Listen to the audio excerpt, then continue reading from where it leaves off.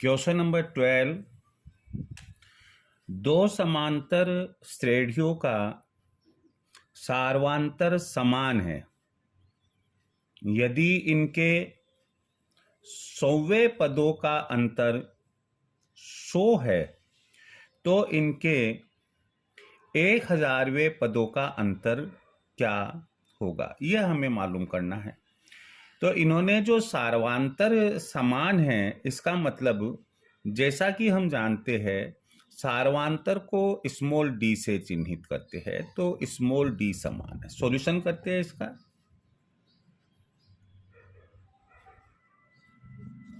माना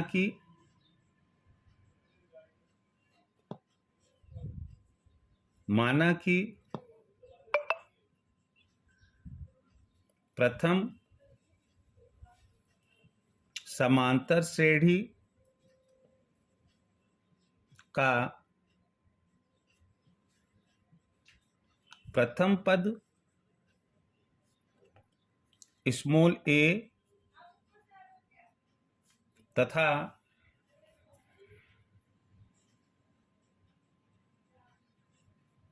सार्वांतर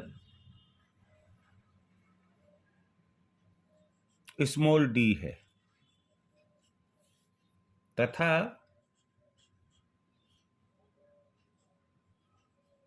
द्वितीय समांतर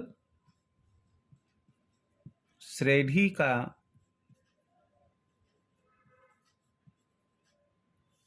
प्रथम पद कैपिटल ए। ये नहीं कहा है कि प्रथम पद समान है, इसलिए हमने ये मान लिया है कि द्वितीय समांतर श्रेणी का प्रथम पद कैपिटल ए तथा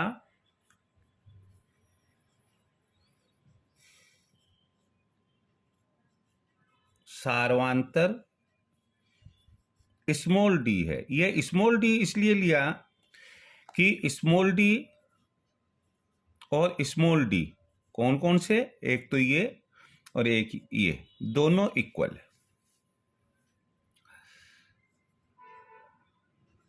दोनों समांतर श्रेणी के 100वें पद का मान, 100 पदों के मान के लिए कहा कि चूंकि ए plus 100 minus 1 D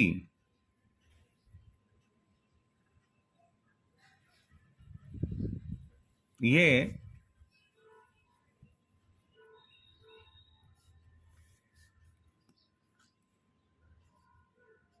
A100 is equal to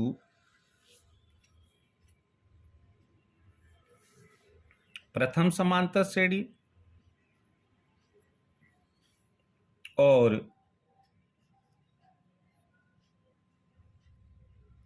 A100 is equal to ए दूसरी श्रेणी के लिए प्लस 100 माइनस 1 डी द्वितीय समांतर श्रेणी। इसलिए A100 small a 100 a plus 99 d ये वाला हो गया, and capital a 100 is equal to capital a plus 99 d ये वाला हो गया। यहां पर ये एक समीकरण, ये दो समीकरण।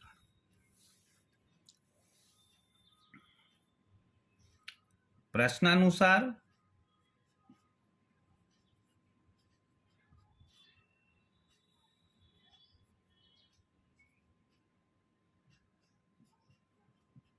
दोनों श्रेणियों के 100वें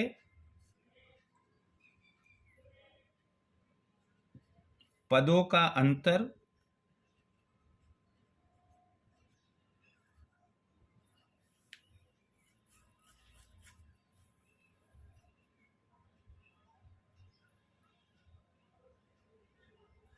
A प्लस 99D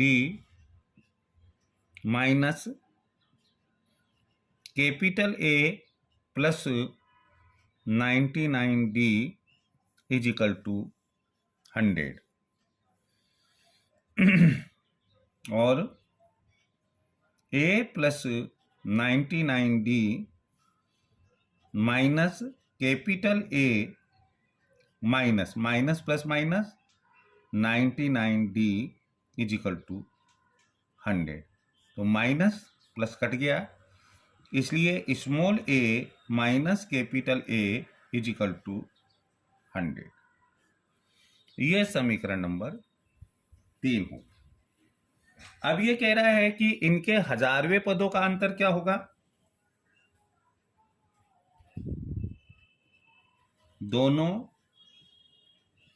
श्रेणियों का 1000वां पद A plus 1000 minus 1D A 1000 बराबर, ये प्रथम श्रेणी हो गई, प्रथम समांतर श्रेणी। और A 1000 is equal to capital A plus 1000 minus 1D, ये द्वितीय समांतर श्रेणी होगी। अंतर में A प्लस 999D ये वाला लिया हमने पहले,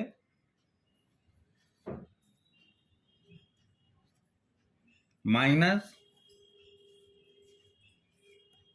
कैपिटल A प्लस 999D ये हमने दूसरे वाला लिया,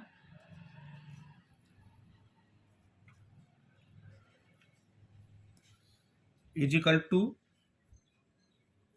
A plus 999D minus capital A, और ये माइनस हो जाएगा 999D, ये प्लस माइनस कट गया, is equal to small a minus capital A, जो समीकरण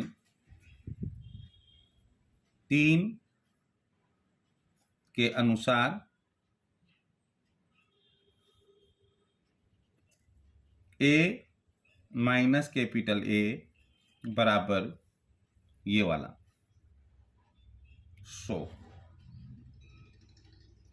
आंसर इस प्रकार से 1000वें पदों का अंतर भी 100 ही रहेगा, बशर्ते जबकि सार्वांतर दोनों श्रेणियों का समान हो। आराम से देख लीजिएगा इसे। अब हम ले रहे हैं क्वेश्चन नंबर 13, 3 अंकों वाली कितनी संख्याएं 7 से विभाज्य है। तो पहली बात तो हमें ये मालूम करनी है कि 3 अंकों की सबसे छोटी संख्या 3 अंकों की सबसे छोटी संख्या क्या होती है? छोटी संख्या यह होती है 100। इसी प्रकार 3 अंकों की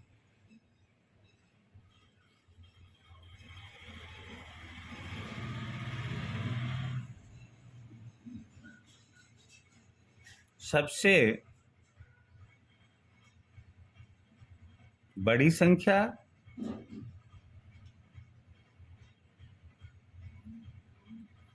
बराबर 999। ये तो हमने सबसे छोटी संख्या और सबसे बड़ी संख्या निकाली। हमें कहा कितनी संख्याएं 7 से विभाज्य है, तो 100 से लेकर 999 में केवल हमें वे संख्याएं लेनी हैं जो 7 से पूर्ण भाज्य हो। यदि हम ध्यान से देखें तो वर्किंग नोट हम लगाएंगे।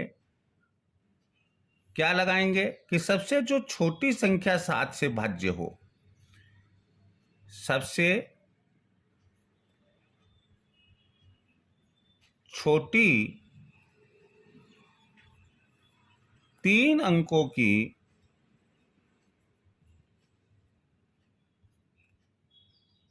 संख्या जो 7 से भाज्य हो। तो इसका सीधा सा तरीका है कि आप 100 में 7 का भाग दे, 7 एकम 7, शेष बचा 3, 7 चौक 28, शेष बचा 2। अब यदि मान लीजिएगा हम 100 लेते हैं तो 2 तो रिमाइंडर है, शेष बचा है, 2 घटाने पर तो 98 रह जाएंगे और वो 2 अंकों की संख्या हो जाएगी।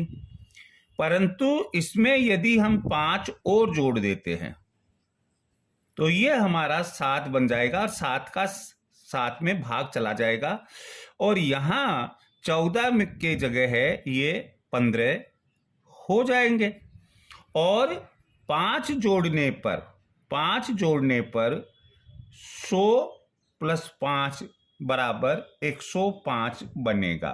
तो पहली बात तो ये है कि ये 3 अंकों की सबसे छोटी संख्या होगी जो 7 से पूरी भाज्य है। अब हम दूसरा लेते हैं।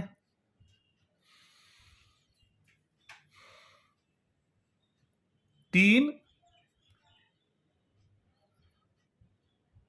अंकों की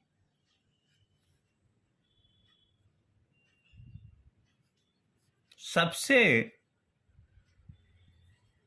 बड़ी संख्या जो 7 से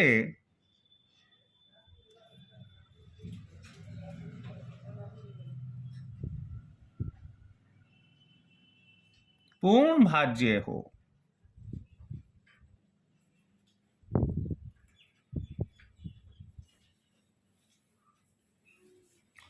अब यहां हमने देखा कि 3 अंकों की जो सबसे बड़ी संख्या है वो है 999।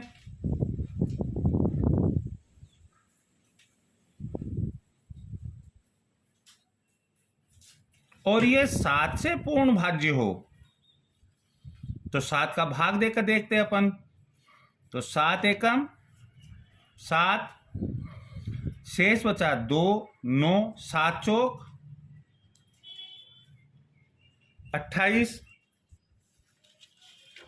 फिर शेष बचा 1 और 9, 19, 7 दूनी 14, शेष बचा 5। 999 में 7 का पूरा भाग नहीं जा रहा, यदि हम इसे 7 बनाते हैं तो 2 प्लस करते हैं, 2 प्लस करते ही जो वो संख्या बनेगी वो 3 अंकों की ना होकर वो 4 अंकों की बन जाएगी। तो इसलिए हम इस 5 को घटाएंगे, घटाएंगे।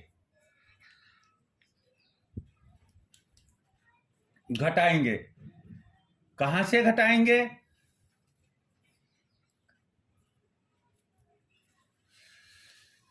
999 माइनस 5 बराबर 994। अतः 3 अंकों की सबसे बड़ी संख्या जो 7 से भाज्य है वो 994 है। तो प्रथम इस प्रकार से हमारी जो सीरीज बनेगी वो क्या बनेगी? सबसे छोटी संख्या आई, अतः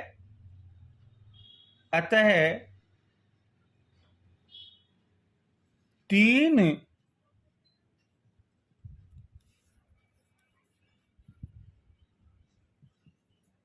अंकों वाली संख्याओं से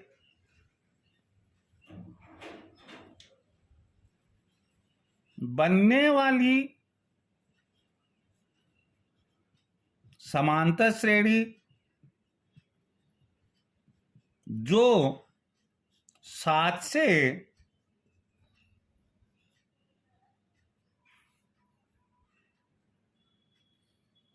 पूर्ण भाज्य होगी। इसका मतलब है कि उसका हर पद 7 से भाज्य है। दूसरे शब्दों में हम ये कह सकते हैं, दूसरे शब्दों में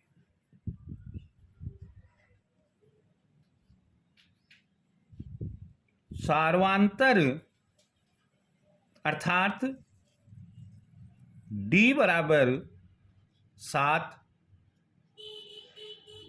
होगा। तो इसलिए समांतर श्रेणी हमारी क्या रह गई? पहली संख्या कहां से शुरू होगी? 105 से। 105, 7 हमने प्लस किए, 112, 119 और ये कहां तक चलेगी? ये चलेगी 994 तक। अब ऐसी संख्या कितनी होगी जो 3 अंकों की है और 7 से भाज्य है?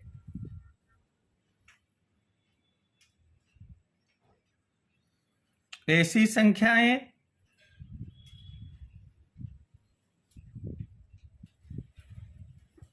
जो 3 अंकों की है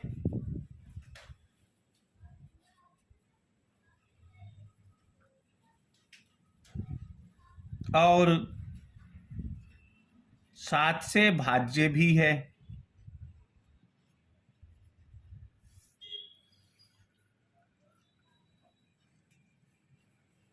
अर्थात n ज्ञात करेंगे। यहां a बराबर श्रेणी बनी 105 से 105, d बराबर 7, an बराबर लास्ट वाला क्या है? 994 and n equal to sign of interrogation. n का फॉर्मूला, चूंकि n is equal to an minus a upon d plus 1 is equal to 994 minus 105/7 plus 1 is equal to 4 में से 5 9, 1 8, 9 में से 1 गया 889 बटा 7 प्लस 1 बराबर 7 का भाग दिया, 7 एकम 7, 7 दूनी 14, 7 70 49 प्लस 1 बराबर 127 प्लस 1 128। अतः ऐसी संख्याएं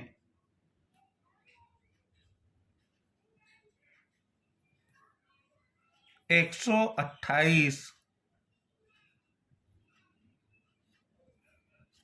होगी। यही आंसर होगा आपका। आराम से आप इसे देखिए, रीड आउट कीजिए।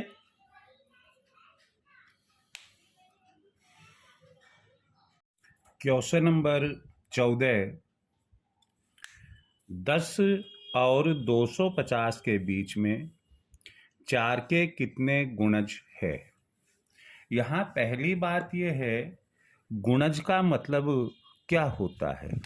गुणज का मतलब होता है कि वह संख्या जिसमें 4 का पूरा पूरा भाग लगता है। अंग्रेजी में इसे हम मल्टीपल बोलते हैं। तो हमें कहा कि 10 और 250 के बीच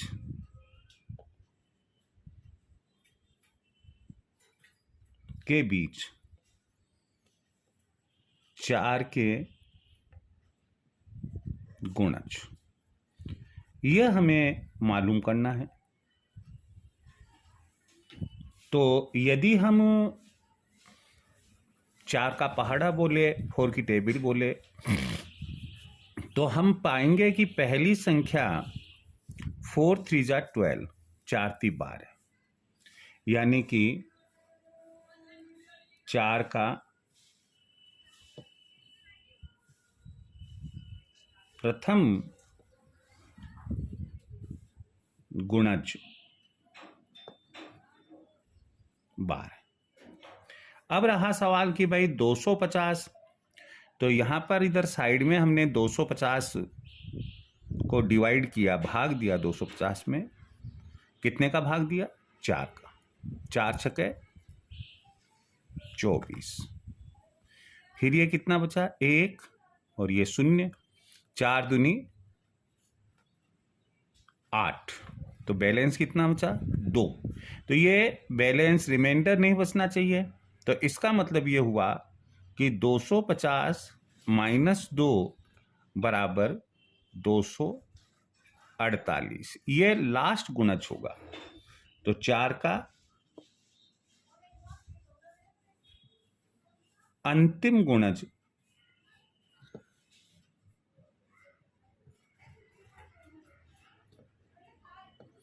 बराबर 248। इस प्रकार समांतर श्रेणी जो बनेगी वो क्या बनेगी? 12, 4 के है, 4 4 का अंतर लेना है, 16 है, 20। कहां तक बनेगी ये बनेगी 248। तो यहां 12 जो है वो ए है, 248 जो है वो ए एन है, और डी जो है वो है 16 माइनस 12 बराबर 4। इस तरफ से हमने ये मालूम किया। हमें मालूम करना है एन। एन क्या होगा? तो चूंकि हम जानते हैं n is equal to a n minus a upon d plus 1 is equal to a n कितना है? 248, 248 माइनस ए कितना है? 12 अपॉन डी कितना है? 4 प्लस 1 इज इक्वल टू 248 में से 12 गए थे 248, 36/4 प्लस 1। 236 को डिवाइड किया, 4 से 4 का भाग दिया, 4 × 5 = 20, 36 बचे, 4 × 9 = 36, 9 आया प्लस 1 = इसलिए n बराबर 60। तो हमारा आंसर क्या होगा? अतः 10 से 250 के बीच में 4 के 60 गुणज होंगे। ये हमारा आंसर। ध्यान से देखिएगा।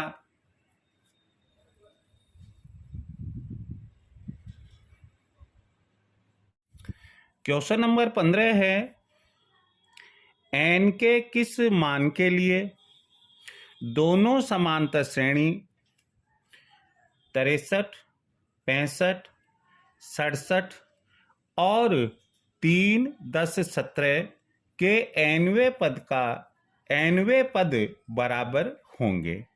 इसका मतलब ये होता है कि पहली श्रेणी का nवां पद और दूसरी श्रेणी का nवां पद ये दोनों इक्वल होने चाहिए। लेकिन वो nवां पद आखिर होगा कौन सा? 10वां होगा, 15वां होगा, 20वां होगा, कौन सा होगा? ये हमें फाइंड आउट करना है, ज्ञात करना है। प्रथम समांतर श्रेणी 63, 65, 67 और ठीक इसी प्रकार से। तो यहां a बराबर 63 हो गया। हमें d दिया हुआ है, d कितना है? 65 - 63 बराबर 2। nवें पद का मान, तो यहां an हमें कैलकुलेट करना चाहिए। देखते हैं अपन क्या होता है। an हम फाइंड आउट करेंगे। चूंकि an = a + n-1 d होता है, a कितना है? 63 है, प्लस n हमें मालूम नहीं है, -1 और d कितना है? d यहां पर हमारे पास में 2 है। इसे और सिंप्लीफाई किया हमने, तो 63 प्लस इसको ओपन करने पर 2n - 2, तो ये हो गया हमारे पास में 63 प्लस के है, माइनस के 2 है, 61 प्लस 2n, ये पहली श्रेणी का nवें पद का मान है। अब हम द्वितीय श्रेणी लेते हैं। द्वितीय समांतर श्रेणी ये है हमारे पास में 3, 10, 17, 3, 10, 17 एंड सो ऑन। यहां 3 जो है वो यहां इसका a है, d जो है वो होगा 10 - 3 = 7 और इसका भी हम an फाइंड आउट करें। हम जानते हैं an = a + n minus 1 d होता है। वैल्यूज रखने पर a 3 है हमारे पास में, 3 प्लस n माइनस 1 d हमारा आया 7 is equal to 3 plus 7n, इसे ओपन किया, मल्टीप्लाई किया, -7। तो ये हमारे पास में कितना आ जाएगा? देखो ये प्लस का 3 है, ये माइनस का 7 है, तो माइनस का 4 प्लस 7n। तो ये हमारा दूसरी श्रेणी का nवें पद का मान हुआ। प्रश्नानुसार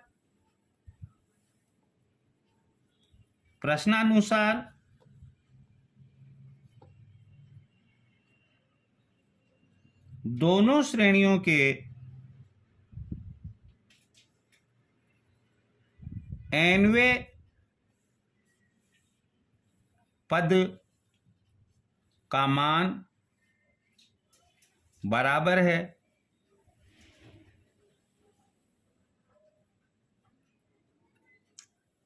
इसलिए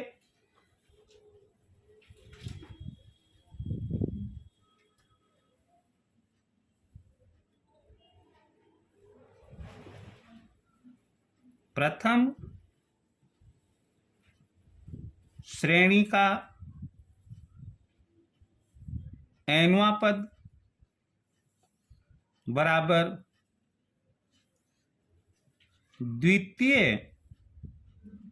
श्रेणी का nवां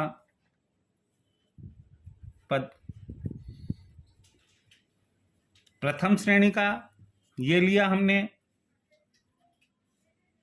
61 प्लस 2n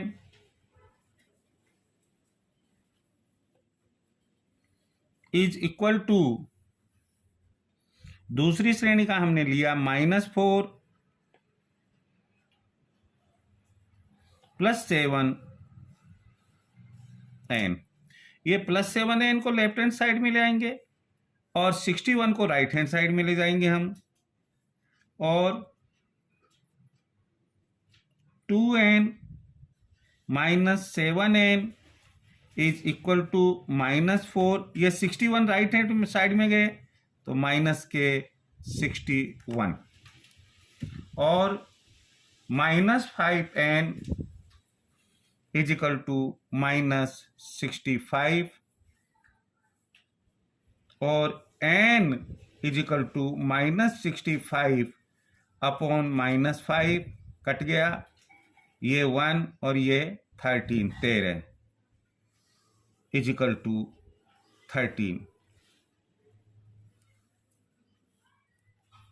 अतः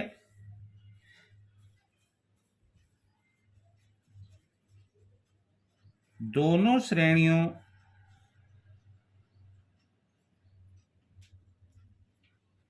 के 13वें पदों का मान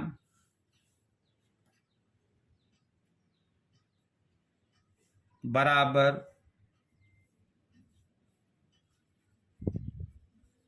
होगा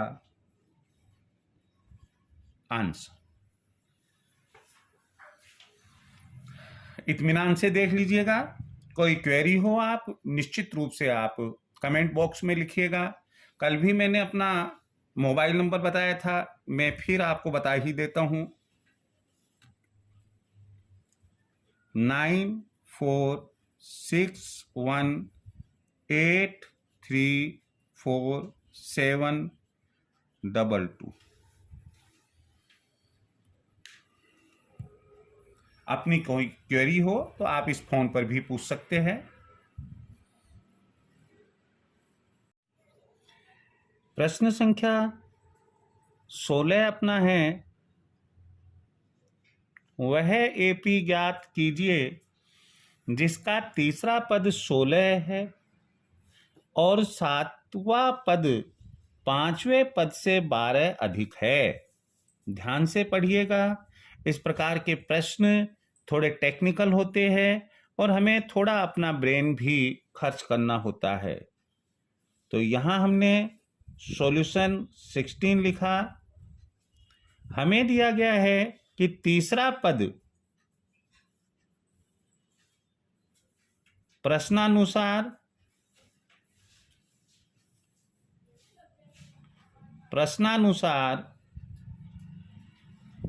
चूंकि A3 is equal to A plus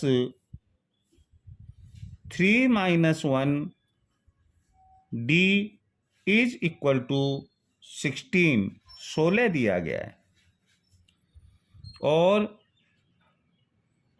A plus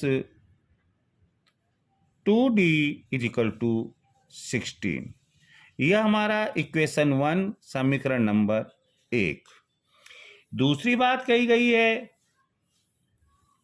कि सातवां पद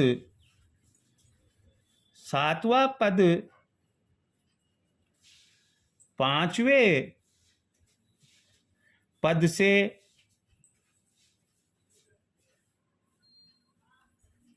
12 अधिक है।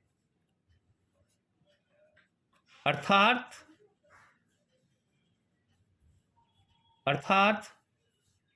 A7 minus A5 is equal to 12। यहां हम A7 का फॉर्मूला लिखेंगे तो हमें प्राप्त होगा A माइनस 6D, माइनस करेंगे A5 के लिए तो हमें प्राप्त होगा A,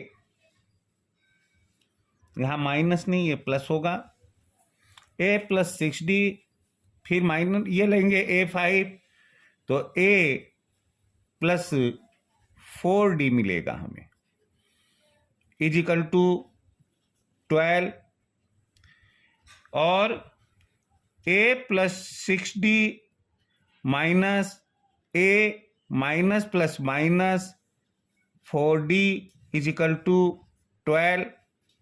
प्लस का A माइनस का A कट गया, 6D प्लस के माइनस के 4D और 2D प्लस के बच गए इज इक्वल टू 12 और D is equal to 12/2 cut 6, इसलिए D इज इक्वल टू हमारे पास में 6 आ गया। समीकरण 1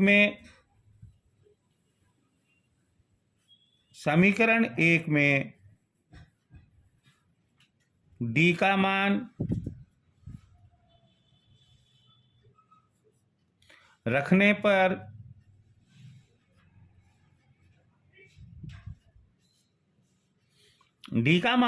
पर समीकरण 1 में तो चूंकि A plus 2D is equal to ये दिया हुआ है हमें 16, इसलिए A plus 2 into 6 is equal to 16, इसलिए A plus 12 is equal to 16, इसलिए A is equal to 16 minus 12, इसलिए A इज इक्वल टू 4। तो प्रथम पद 4 है, D 6, सार्व अंतर 6 है। अतः अभिष्ट समांतर श्रेणी, हमसे यही पूछा है कि वह AP ज्ञात कीजिए। अतः अभिष्ट समांतर श्रेणी होगी, क्या होगी?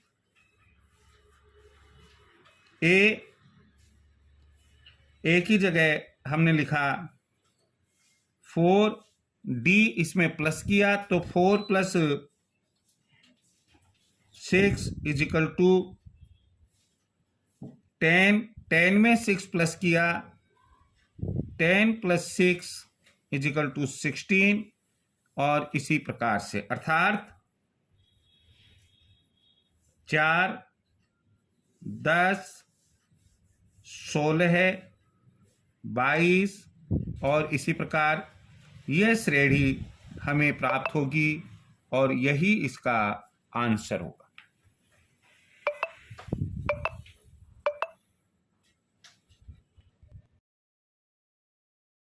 Question number 17, AP 3, 8, 13 and so on up to 253 में अंतिम पद से 20वां पद ज्ञात कीजिए। अब ऐसे में अंतिम पद से 20वां पद यानी कि 253 से उल्टा चले, पहला पद 253 माने, फिर उसके बाद में दूसरा, फिर उसके बाद में घटते हुए क्रम में ले। तो 20वां पद, अंतिम पद से 20वां पद ज्ञात करने के लिए अच्छा रहेगा कि हम इस श्रेणी को उल्टी लिख ले। प्रश्न में दी गई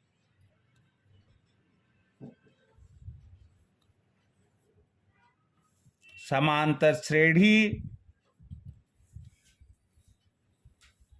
के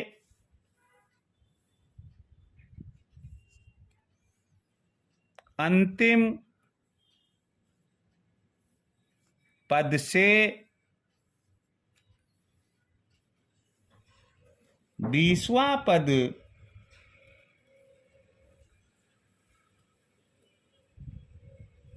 ज्ञात करने के लिए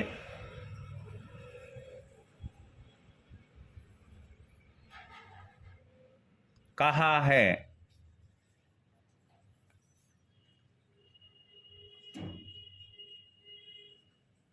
सरलता के लिए हम इस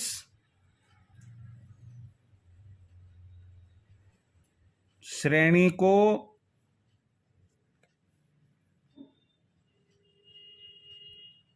अवरोही अर्थात घटता हुआ क्रम, अवरोही क्रम में लिख लेंगे। तो अब ये अवरोही क्रम में लिखेंगे तो क्या हो जाएगा, 253, क्योंकि डी हम देख रहे हैं यहां पर 5 का है, तो 248, 243 और इसी प्रकार से ये खत्म होगा 8 और 3 पर। तो इस प्रकार से यह श्रेणी बन जाएगी।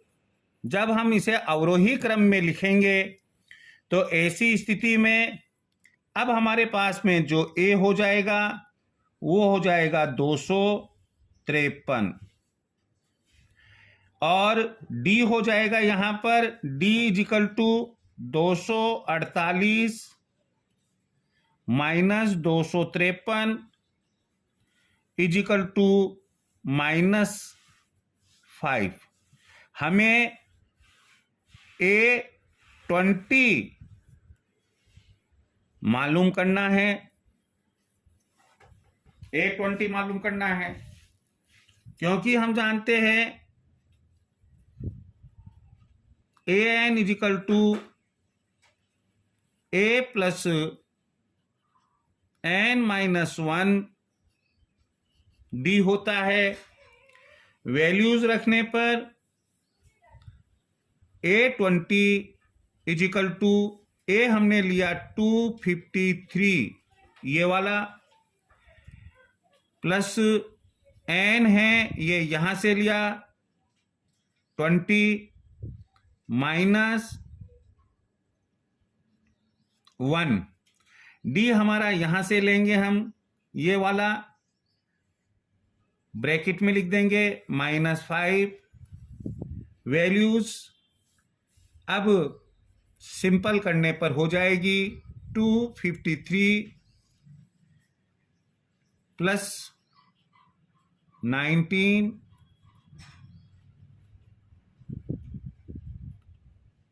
Into -5 is equal to 253 plus को माइनस से मल्टीप्लाई किया -19 5 जा 95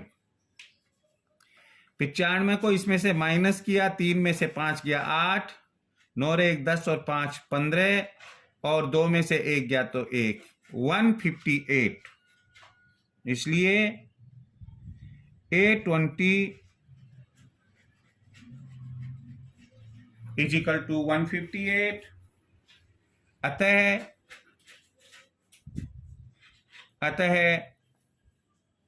अंतिम पद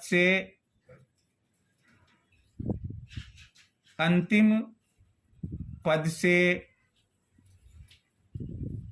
20वें पद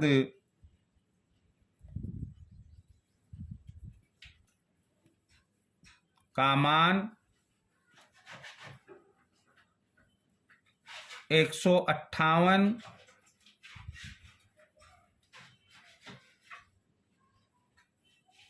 होगा। ये आंसर आराम से देख लीजिए आप इसे। Thank you very much.